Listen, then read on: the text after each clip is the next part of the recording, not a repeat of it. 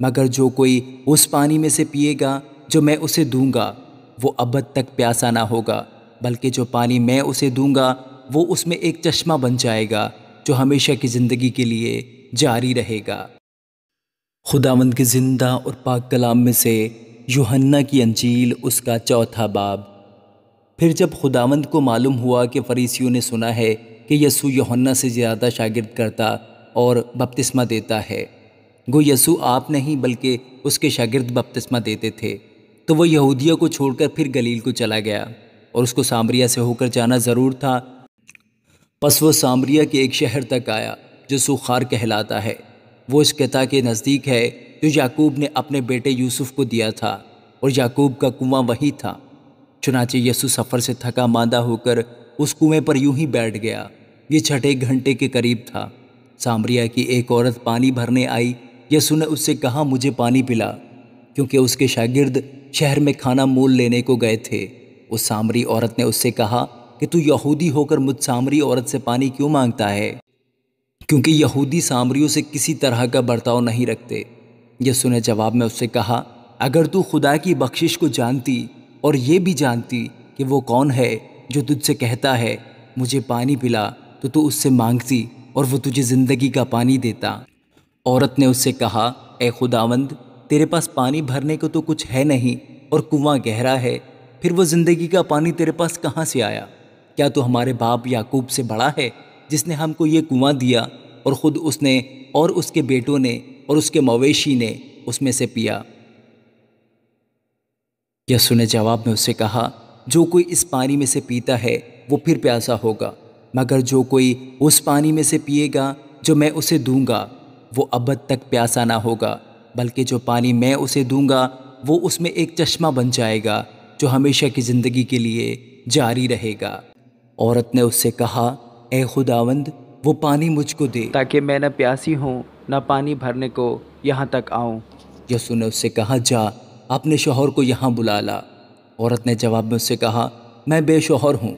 یسوع نے اس سے کہا، تو نے خوب کہا کہ میں بے شوہر ہوں، کیونکہ تو 5 شوہر کر چکی ہے، اور جس کے پاس تو اب ہے وہ تیرا شوہر نہیں، بلکہ تو نے سچ کہا۔ عورت نے اس سے کہا، اے خداوند، مجھے معلوم ہوتا ہے کہ تو نبی ہے۔ ہمارے باپ دادا نے اس پہاڑ پر پرستش کی، اور تم کہتے ہو کہ وہ جگہ جہاں پرستش کرنا چاہیے یروشلم ہے۔ یسوع نے اس سے کہا، اے عورت، میری بات کا یقین کر کہ وہ وقت آتا ہے کہ تم نہ تو اس پہاڑ پر باپ کی پرستش کرو گے اور نہ یروشلم میں۔ تم جسے نہیں جانتے اس کی پرستش کرتے ہو، ہم جسے جانتے ہیں اس کی پرستش کرتے ہیں، کیونکہ نجات یہودیوں میں سے ہے۔ مگر وہ وقت آتا ہے، بلکہ اب ہی ہے، کہ سچے پرستار باپ کی پرستش روح اور سچائی سے کریں گے، کیونکہ باپ اپنے لیے ایسے ہی پرستار ڈھونڈتا ہے۔ خدا روح ہے، اور ضرور ہے کہ اس کے پرستار روح اور سچائی سے پرستش کریں۔ عورت نے اس سے کہا، میں جانتی ہوں کہ مسیح جو خرسطس کہلاتا ہے آنے والا ہے، جب وہ آئے گا تو ہمیں سب باتیں بتا دے گا۔ یسوع نے اس سے کہا، میں جو تجھ سے بول رہا ہوں وہی ہوں۔ اتنے میں اس کے شاگرد آ گئے اور تعجب کرنے لگے کہ وہ عورت سے باتیں کر رہا ہے۔ تو بھی کسی نے نہ کہا کہ تو کیا چاہتا ہے یا اس سے کس لیے باتیں کرتا ہے۔ پس عورت اپنا گھڑا چھوڑ کر شہر میں چلی گئی اور لوگوں سے کہنے لگی، آؤ ایک آدمی کو دیکھو جس نے میرے سب کام مجھے بتا دیے، کیا ممکن ہے کہ مسیح یہی ہے؟ وہ شہر سے نکل کر اس کے پاس آنے لگے۔ اتنے میں اس کے شاگرد اس سے یہ درخواست کرنے لگے کہ اے ربی، کچھ کھا لے۔ لیکن اس نے ان سے کہا، میرے پاس کھانے کے لیے ایسا کھانا ہے جسے تم نہیں جانتے۔ پس شاگردوں نے آپس میں کہا، کیا کوئی اس کے لیے کچھ کھانے کو لایا ہے؟ یسوع نے ان سے کہا، میرا کھانا یہ ہے کہ اپنے بھیجنے والے کی مرضی کے موافق عمل کروں اور اس کا کام پورا کروں۔ کیا تم کہتے نہیں کہ فصل آنے میں ابھی 4 مہینے باقی ہیں؟ دیکھو، میں تم سے کہتا ہوں، اپنی آنکھیں اٹھا کر کھیتوں پر نظر کرو کہ فصل پک گئی ہے، اور کاٹنے والا مزدوری پاتا اور ہمیشہ کی زندگی کے لیے پھل جمع کرتا ہے، تاکہ بونے والا اور کاٹنے والا دونوں مل کر خوشی کریں۔ کیونکہ اس پر یہ مثال آتی ہے کہ بونے والا اور ہے، کاٹنے والا اور۔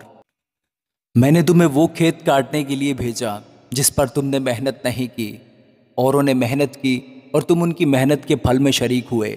اور اس شہر کے بہت سے سامری اس عورت کے کہنے سے جس نے گواہی دی کہ اس نے میرے سب کام مجھے بتا دیے، اس پر ایمان لائے۔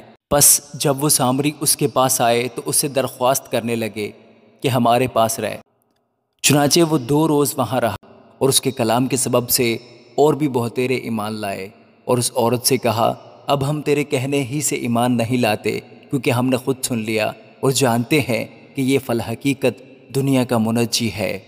پھر ان 2 دنوں کے بعد وہ وہاں سے روانہ ہو کر گلیل کو گیا، کیونکہ یسوع نے خود گواہی دی کہ نبی اپنے وطن میں عزت نہیں پاتا۔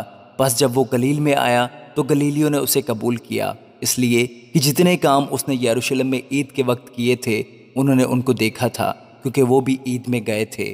بس وہ پھر کانائے گلیل میں آیا جہاں اس نے پانی کو مے بنایا تھا، اور بادشاہ کا ایک ملازم تھا جس کا بیٹا کفرنہوم میں بیمار تھا۔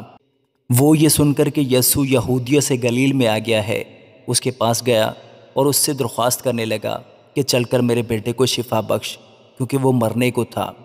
یسوع نے اس سے کہا، جب تک تم نشان اور عجیب کام نہ دیکھو ہرگز ایمان نہ لاؤ گے۔ بادشاہ کے ملازم نے اس سے کہا، اے خداوند، میرے بچہ کے مرنے سے پہلے چل۔ یسوع نے اس سے کہا، جا، تیرا بیٹا جیتا ہے۔ اس شخص نے اس بات کا یقین کیا جو یسوع نے اس سے کہی اور چلا گیا۔ وہ راستہ ہی میں تھا کہ اس کے نوکر اسے ملے اور کہنے لگے کہ تیرا بیٹا جیتا ہے۔ اس نے ان سے پوچھا کہ اسے کس وقت سے آرام ہونے لگا تھا۔ انہوں نے کہا کہ کل 7ویں گھنٹے میں اس کی تب اتر گئی۔ پس باپ جان گیا کہ وہی وقت تھا جب یسوع نے اس سے کہا تھا، تیرا بیٹا جیتا ہے، اور وہ خود اور اس کا سارا گھرانہ ایمان لایا۔ یہ دوسرا معجزہ ہے جو یسوع نے یہودیہ سے گلیل میں آ کر دکھایا۔ آمین۔